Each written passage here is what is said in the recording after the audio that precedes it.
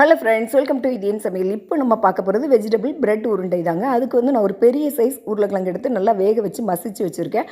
ஒரு 3 medium size வெங்காயத்தையும் நீள்வாக்கில் cut பண்ணி வச்சுருக்கேன். ஒரு பாதி அளவு குடமிளகாவையும் நீள்வாக்கில் கட் பண்ணி வச்சுருக்கேன். ஒரு மீடியம் சைஸ் கேரட்டையும் நல்லா துருவி வச்சுருக்கேன். அப்புறம் கொஞ்சமாக மல்லி விதை எடுத்து இந்த மாதிரி பூரி கட்டையில் வச்சு நல்லா நசுக்கிக்கோங்க.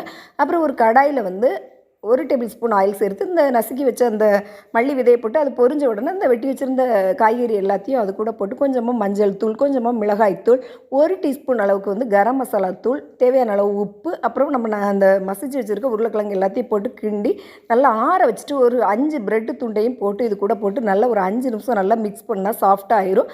அப்புறம் அது சின்ன சின்ன உருண்டையாக அந்த மாதிரி பிடிச்சி வச்சுட்டு கொஞ்சமாக மைதாவில் வந்து தண்ணி கரைச்சி அப்புறம் பிரெட் கிராம்ஸில் முக்கி இந்த உருண்டையை போட்டு நல்லா சூடான எண்ணெயில் பொரிச்சு எடுத்தால் சூப்பரான வெஜிடபிள் பிரெட் உருண்டை ரெடிங்க. இது கிட்டத்தட்ட பீட்சா மாதிரி டேஸ்ட்டில் இருக்கும். ட்ரை பண்ணி பாருங்கள். தேங்க்யூ.